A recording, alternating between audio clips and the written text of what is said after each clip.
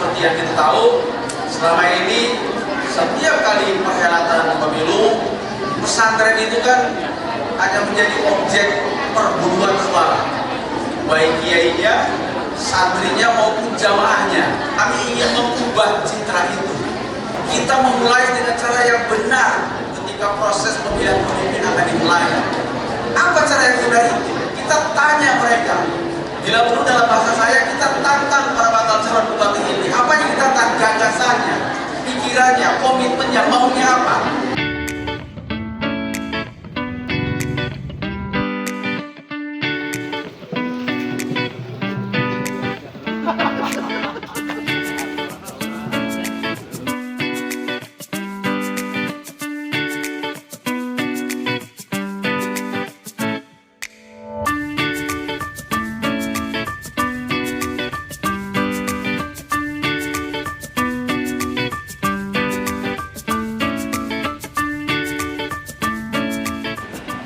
Sungguh indah permadani, berhias motif bunga simponi. Sungguh bahagia hari ini karena kita bisa bertemu keluarga besar Ponpes Nurul. Sekali lagi saya senang, bersyukur kepada Allah Subhanahu wa Ta'ala, senang, bahagia mengucapkan selamat ulang tahun.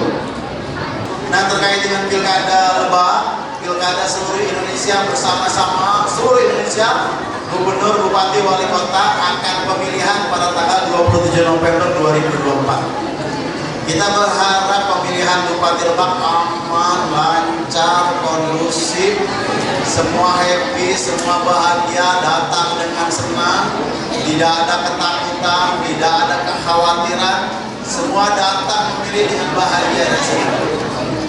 Ya, setuju? Ya, kita pilkada yang gembira, pilkada yang cerah ceria.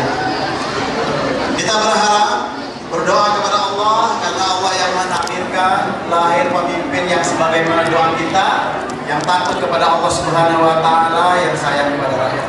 Itu doa kita, kadang-kadang kita lupa, padahal kita sering berdoa. Ya, jadi kita berdoa kepada Allah karena Allah yang punya kekuasaan.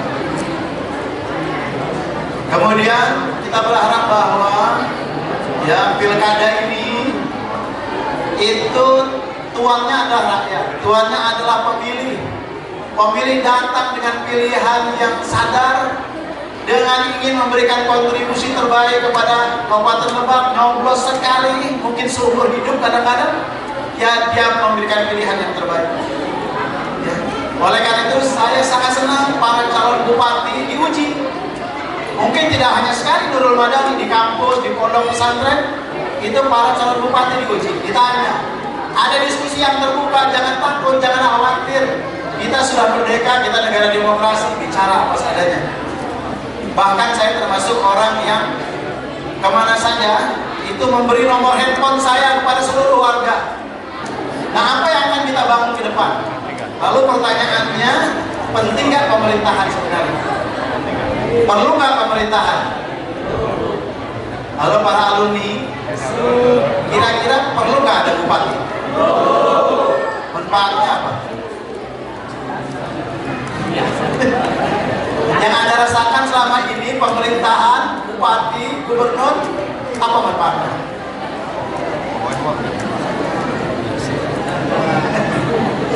Perlu nggak? Jangan-jangan lah nggak ada bupati, nggak ada gubernur juga kita bisa hidup. Perlu nggak? Ya, nggak ada pemerintahan juga pesantren bisa jalan. Nah, ini perlu kita tanyakan. Paling tidak pemerintahan itu dalam Undang-Undang Dasar disebutkan.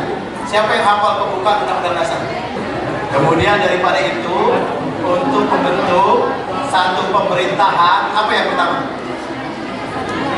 Melindungi segenap bangsa dan seluruh tanah air Indonesia. Itu cita-cita negara Indonesia, cita-cita pemerintahan. Jadi hadir bupati, gubernur, wali kota, presiden untuk melindungi rakyat.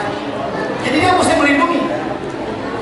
Rakyat datang akan terlindungi. Rakyat yang susah akan terlindungi.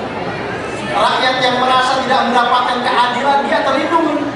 Jadi pemerintahan harus hadir melindungi. Ya, harus hadir melindungi. harus terbaik, puskesmas, bidan-bidan yang keliling, mantri-mantri yang keliling. Apalagi kesejahteraan umum, pendidikan dalam pengertian umum, sekolah-sekolah bagus, madrasah bagus, SD bagus, SMP bagus. Apalagi banyak ya, ada urusan wajib, ada urusan pilihan, ada urusan dasar. Apalagi yang ketiga, mencerdaskan kehidupan bangsa. Tepatlah ini Nurul Madani melaksanakan amanat Undang-Undang Dasar, berkhidmat untuk mencerdaskan umat. Jadi mesti ada dialog. Yarfa'illahu alladziina aamanu minkum walladziina utul ilma darajat. Yarfa'illahu alladziina aamanu minkum walladziina utul ilma darajat. Iman dan ilmu, hanya dengan ilmu akan dimuliakan, hanya dengan ilmu akan diangkat derajatnya, hanya dengan ilmu akan dihormati masyarakat. Maka tradisi belajar, tradisi mengajar, tradisi debat, tradisi diskusi, tradisi mendengar nasihat harus kita hidupkan.